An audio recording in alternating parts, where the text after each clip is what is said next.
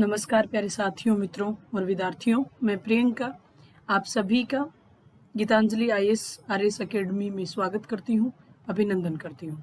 प्यारे साथियों, जैसा आप सभी को पता है कि पिछले 2 वीडियो में हम लोगों ने आरएस प्रीलिम्स एग्ज़ाम और जो आरएस मेंस एग्ज़ाम है उसकी स्ट्रेटेजी की बात की थी, उसके पैटर्न की बात की थी, उसका जो प्रतिस्पर्धा है वो किस प्रकार का है इस बारे में बात की थी।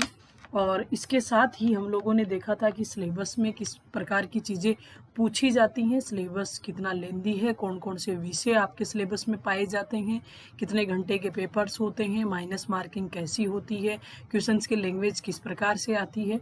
ये सब देखने के बाद में आज हम बात करने वाले हैं पर्सनल जो एनालिसिस टेस्ट है, यानी कि जो आपका इंटरव्यू एग्ज़ाम है उसके बारे में।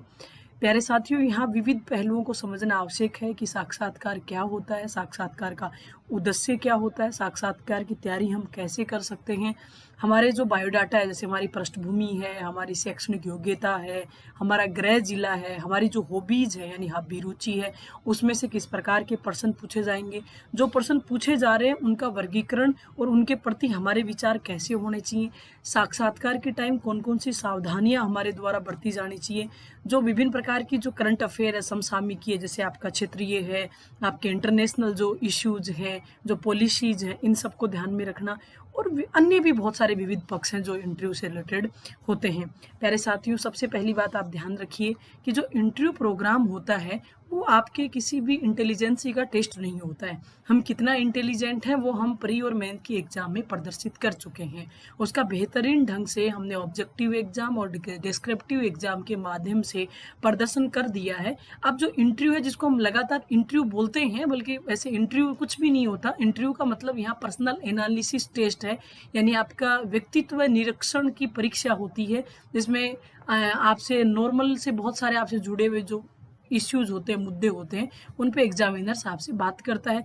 उसकी कोशिश ये होती है कि जो भी प्रतिबंधित व्यक्ति है, जो भी इंटरव्यू के लिए आया है, उसकी बौद्धिक क्षमता कैसी है ये देखना, उसकी चिंतनशीलता कैसी होती है इस चीज़ पे बात करना, और उसका प्रेजेंस का ढंग कैसा है, वो चीज़ों को प्रस्तुत किस प्रकार से कर रहा है, इस चीज़ को यहाँ देखना मुख्य उद्देश्य होता है। साक्षात्कार का सिंपली अर्थ यही समझिए कि यहाँ आपको ये देखा जाता है कि आपकी हाजिर जवाबी कैसी है, आप चीज़ों को किस प्रकार से फील करते हैं।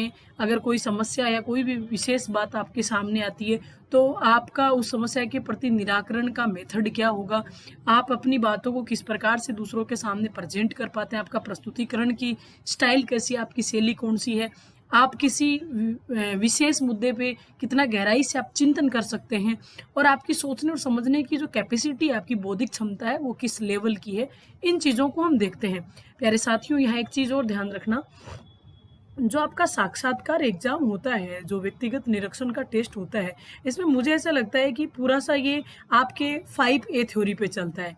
एक 5A थ्योरी होती है और मुझे लगता है इसके अलावा साक्षात्कार में कुछ भी शामिल नहीं होता। 5A सिद्धांत है, सॉरी पेन लेते हैं, एक थ्योरी आती है 5A थ्योरी। 5A थ्योरी, अब देखिए 5A सिद्धांत में जो पहला भाग दिया गया है वो दिया गया है प्यारे साथियों आपके अलर्टनेस का। किसका भाग है जी? अलर्टनेस। दूसरा भाग इसमें दिया गया है अवेयरनेस का। तीसरा भाग दिया गया है यहाँ पे आपके एप्टीट्यूड का। चौथा भाग है यहाँ पे आपके एटीट्यूड का, और पांचवा भाग दिया गया है आपकी अडेप्टिबिलिटी का। अब देखिए हम समझने की कोशिश करते हैं कि ये पांचों चीजें होती क्या है। प्यारे साथियों, जो आपका अलर्टनेस है, अलर्टनेस का सामान्य अर्थ होता है आपकी सतर्कता। अलर्टनेस का मतलब होता है सतर्कता।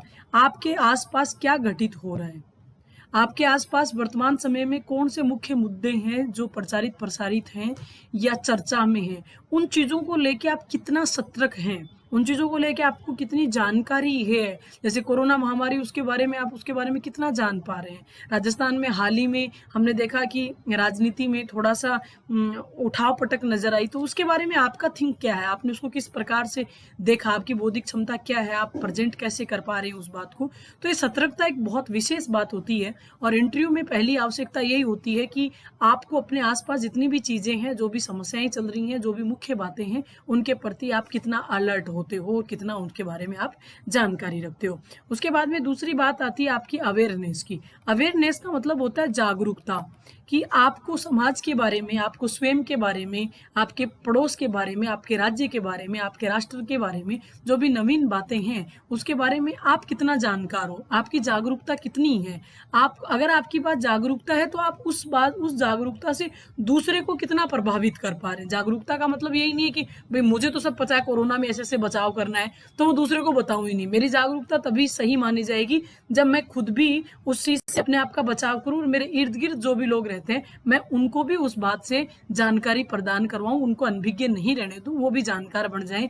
उसको कहा जाएगा जागरूकता। तो एक आरएएस ऑफिसर से ये भी लगातार डिमांड होती है कि वो चीजों को लेके और समस्याओं को लेके सदैव जागरूक रहे। इसके बाद में आता है आपका एप्टीट्यूड। एप्टीट्यूड का मतलब होता है आपकी अभियोग्यता। आपकी अभियोग्यता क्या, आपकी अभिवर्ती कैसी है, आप चीजों को किस प्रकार से समझने की स्थिति में हैं, आपकी खुद की योग्यता कितनी है, आप उस चीज को और कितना बेहतर ढंग से समझ सकते हैं, प्रेजेंट कर सकते हैं। उसके बाद में आता है प्यारे साथियों एटीट्यूड। देखिए प्यारे मित्रों, एटीट्यूड का मतलब यहाँ रवैया होता है। एटीट्यूड का मतलब आप घमंड से मत मारना। घमंड तो ईगो होता है। कोई ये बोले ना कि एक सिविल सर्विस जो या सिविल सर्वेंट जो होता है, ऑफिसर होता है, उसमें एटीट्यूड नहीं होना चाहिए। क्यों नहीं होना चाहिए? ईगो नहीं होना चाहिए। ईगो अलग बात है, घमंड अलग बात होता है। एप्टीट्यूड तो होना ही चाहिए। अगर आपका एटीट्यूड नहीं है, रवैया का मतलब यहाँ आपका बर्ताव है कि अगर कोई चीज गलत है, अगर आपको कोई सीनियर अधिकारी भी आपको किसी गलत चीज के लिए फोर्स कर रहा है तो आप डायरेक्ट उस चीज का मना करना एकदम बिना झिझके, चाहे उसके लिए चाहे आपके ऊपर इंक्वायरी बैठे, चाहे आपका ट्रांसफर हो, कुछ भी हो, लेकिन गलत चीजों का ऑब्जेक्शन करना हमको आना चाहिए। हमारे रवैये में होनी चाहिए ये बात कि नेगेटिव चीजें उनका हम खुल के विरोध करेंगे और जो पॉजिटिव चीजें अगर उनके लिए लड़ने की जरूरत पड़ी तो हम लड़ेंगे। ये हमारा रवैया है जो हमें नकारात्मक चीजों के प्रति नकारात्मक और सकारात्मक चीजों के प्रति सकारात्मक व्यवहार करने के लिए प्रेरित करता है। तो एटीट्यूड तो होना ही चाहिए कि अधिकारी में, बल्कि एटीट्यूड अधिकारी में क्या सामान्य आदमी में भी होना चाहिए। तो यहाँ ये देखने को मिला कि एक आरएएस ऑफिसर से ये भी उम्मीद की जाती है कि उसका रवैया भी चीजों के प्रति बहुत ज्यादा पारदर्शी हो। और सबसे लास्ट में आता है अडेप्टिबिलिटी। अडेप्टिबिलिटी का प्यारे साथियों मतलब होता है ग्रहणशीलता। देखिए मित्रों, हमेशा एक सिविल सर्विस के जुड़े हुए अधिकारी से और कर्मचारी से उम्मीद रखी जाती है कि उसकी ग्रहणशीलता का जो पावर होता है बहुत ज्यादा होना चाहिए। अगर आपके विरोधी में कोई बहुत अच्छी चीज है, हालांकि वो पर्सनल आपसे विरोधी है, आपका दुश्मनी भी रखता है, लेकिन अगर उसमें कोई भी बात स्पेशल है तो आपको अपना नेचर इतना उत्साही तो रखना ही चाहिए कि आप उस विरोधी से भी उसके गुणों को आप ग्रहण कर सको। ग्रहणशीलता आप में इस कदर होनी चाहिए कि जिस भी जगह आपकी पोस्टिंग आई, हो सकता है क्षेत्र आपके ऐसे कन्वीनियंट नहीं हो सकता है वहाँ खान पान वेशभूषा बोली सब आपके लिए ठीक नहीं हो, लेकिन फिर भी आप ग्रहणशील इतना रहो कि आप जल्दी से जल्दी उस व्यवहार में, उस माहौल में अपने आप को ढाल लो। क्योंकि एक अधिकारी होंगे तो आपकी पोस्टिंग कहीं भी राजस्थान के किसी भी 33 जिलों में दी जा सकती है। अगर मान लीजिए गंगानगर के एक बंदे को डूंगरपुर बांसवाड़ा भेजा जा रहा है तो उसको हर ही जगह समस्या आएगी, खाने पीने में, वेशभूषा में, बोली चाली में। लेकिन एक अधिकारी में ग्रहणशीलता इस प्रकार की होनी चाहिए कि वो तुरंत ही उस माहौल के अकॉर्डिंग अपने आप को ढाल ले और कार्यों में एक्टिवनेस दिखाए। ये बात रही। अब बात आती है कि जो इंटरव्यू के स्तर होते हैं उसमें दो प्रकार के इंटरव्यू स्तर देखते हैं। एक होता है इंट्रापर्सनल और एक होता है इंटरपर्सनल। प्यारे साथियों, जो ये इंट्रापर्सनल है इसका मतलब होता है अंतःवैयक्तिक। अंतःवैयक्तिक इसका मतलब क्या समझे जी? अंतःवैयक्तिक क्या होता है प्यारे साथियों? उत्तर देने की जो हमारी प्रक्रिया है उसमें हमारा भाषा प्रवाह कैसा है। हम स्लो बोल रहे हैं कि हम फास्ट बोल रहे हैं, कि हम वॉल्यूम बहुत ऊपर कर रहे हैं कि वॉल्यूम नीचे कर रहे हैं। हमारे उत्तर की गुणवत्ता कैसी थी, हमने अगले को उत्तर बताया वो काम का भी है कि नहीं, उसमें कितना अच्छा हमने ऑथेंटिक सोर्स के साथ उसको उत्तर दिया है। हमने उत्तर की शुरुआत कैसे की, हमने जब उत्तर को अंत किया तो वो क्या था। अगर अगले को पूरक प्रश्न पूछने की जरूरत पड़ रही है तो वो कहाँ से पूरक प्रश्न पूछ सकता है। हमने हमारे उत्तर में उसको कितने पूरक प्रश्न पूछने की जगह छोड़ दी। कई बार ये होता है कि हमको कुछ क्वेश्चन पूछता है और हम अपनी ही बातों में उलझ जाते हैं। इन सब चीज़ों की प्रैक्टिस से ऊपर उठने के लिए, सब चीज़ें ठीक करने के लिए जो स्तर अपनाया जाता है इंटरव्यू का, उसको अंतःवैयक्तिक स्तर बोला जाता है। और प्यारे साथियों ध्यान रखिए, इसमें हम कोशिश करते हैं कि ये आपका एक तरह से खुद का टेस्ट होता है जिसमें हम मिरर स्टडी करते हैं। कांच के दर्पण के सामने खड़ा होकर खुद ही सवाल जवाब किए जाते हैं और खुद ही उत्तर दिए जाते हैं, जिससे धीरे धीरे कॉन्फिडेंस लेवल है वो आपका मजबूत होता है। उसके बाद में आता है आपका इंटरपर्सनल। इंटरपर्सनल का यह मतलब होता है अंतःवैयक्तिक। इंटरपर्सनल का मतलब होता है यहाँ पे अंतर्व्यक्तिक। ये प्यारे साथियों, जैसे हम आपस में बात कर रहे हैं तो आज ये हमारी जो बात है इंटरपर्सनल है। इसमें क्या होता है, मित्रों के साथ कोई डिबेट कर सकते हैं, विशेषज्ञों के समक्ष, जैसे इंस्टीट्यूट्स के द्वारा जो मॉक इंटरव्यू प्रोग्राम कंडक्ट करवाए जाते हैं तो विशेषज्ञों के सामने जाके अपनी बात रख सकते हैं। इस प्रकार की जो चीज़ें होती हैं, मित्र मंडली में बैठ के डिबेट करते हैं, वाद विवाद करते हैं किसी मुद्दे पे, और फिर एक नया कंक्लूजन निकल के आता है। इसको हम इंटरपर्सनल इंटरव्यू पैनल में शामिल करते हैं। प्यारे साथियों, जो आपसे सवाल पूछे जाते हैं वो आपके बायोडाटा से संबंधित होते हैं, आपकी पृष्ठभूमि से संबंधित होते हैं, आपकी शैक्षणिक योग्यता से संबंधित होते हैं, आपके गृह जिले से संबंधित होते हैं, आपकी जो हॉबीज है, आपकी अभिरुचि है, उससे संबंधित होते हैं। अब यहाँ मुद्दा उठता है कि आपसे जो प्रश्न पूछे जाएंगे उनका वर्गीकरण किस प्रकार का होता है। देखो कितने प्रकार के आपके क्वेश्चन होते हैं। सबसे पहले क्वेश्चन पूछे जाते हैं आपसे लीडिंग क्वेश्चन। सबसे पहले जो क्वेश्चन का प्रकार होता है वो लीडिंग क्वेश्चन। लीडिंग पर्सन कौन से होते हैं जी? नेतृत्वकर्ता वाले, यानी जो आपको एक अग्रिम पंक्ति में लाके खड़ा कर दे। यानी प्यारे साथियों, कई बार आपको सहज बनाने के लिए, कि आप अचानक से इंटरव्यू पैनल में जा रहे हो तो आपकी घबराहट हो रही है, तो आपको कूल करने के लिए वो एग्जामिनर ऐसे क्वेश्चन पूछेगा। और जवाब की प्रक्रिया में व्यक्ति के अनेक पक्षों का मूल्यांकन होता है कि साहब आप वहाँ होते तो आप क्या करते, आप अपने जिले के SDM होते तो क्या स्पेशल आपके द्वारा किया जाता है। ये चीजें इसमें लीडिंग क्वेश्चन में पूछी जाती है। लीडिंग क्वेश्चन एक तरह से नेतृत्वकर्ता क्वेश्चन होते हैं जो आपको सहज और वहां कूल बनाने के लिए पूछे जाते हैं। उसके बाद में जो अगला नंबर आता है वो आता है क्लोज एंडेड क्वेश्चंस का। क्लोज एंडेड क्वेश्चन प्यारे साथियों तथ्यात्मक प्रश्न होते हैं, जिसमें बाकायदा आपसे सूचना और तथ्यों के बारे में पूछ लिया जाता है कि फला चीज कब हुई, फला का अध्यक्ष कौन है, या ये कब होने वाला है, इस प्रकार के। और यहाँ कोई जरूरी नहीं है कि हमको नहीं आ रहा फिर भी हम क्वेश्चन दें। ये जो क्लोज एंडेड यानी तथ्यात्मक और सूचनात्मक क्वेश्चन होते हैं, इनमें हम अगर नो में भी आंसर देते हैं तो कोई बड़ा इश्यू नहीं, आप दे सकते हो। गलत बताने से बेटर है आप सॉरी सर मैं रिकॉल नहीं कर पा रहा हूँ या रिकॉल नहीं कर पा रही हूँ और आगे बढ़ जाओ। ये एक, इसका कोई बहुत नेगेटिव इंपैक्ट नहीं होता कि आप तथ्यात्मक चीजें गलत बता नहीं पा रहे हो। गलत बताने से बेटर आप उसको नो कर दो। उसके बाद में आता है आपके open ended question. Open ended question होते हैं मतलब खुले प्रश्न। ओपन एंडेड का मतलब खुले प्रश्न, या हम कह सकते हैं विस्तृत जो प्रश्न होते हैं, एकदम जहां आपको खुल के बोलने का मौका मिलता है, आपके ओपिनियन को जानने की कोशिश की जाती है। इसका जवाब आप ना में नहीं दे सकते किसी भी।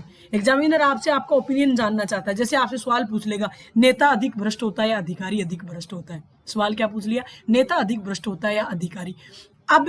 अब इसका कोई ऑथेंटिक उत्तर नहीं है ना। हम कैसे कह सकते हैं नेता ज्यादा भ्रष्ट होता है कि अधिकारी? होने के लिए अधिकारी भी हो सकता है, होने के लिए नेता भी हो सकता है। वहां ना तो हम अधिकारी को भ्रष्ट बोल सकते हैं, ना ही नेता। अधिकारी को तो वैसे ही नहीं बोल सकते कि सामने अधिकारी पैनल बैठे, और नेता को भी नहीं बोल सकते जी, वो भी संविधान की शपथ लेके आता है। तो वहां हमारा ओपिनियन जाना जाता है कि हम कितना गहराई से उस चीज को समझ पा रहे हैं और किस प्रकार से हम बीच बचाव करके उस क्वेश्चन से आगे निकल गए। ये क्वेश्चन होते हैं वो ओपन एंडेड प्रकार के क्वेश्चन होते हैं।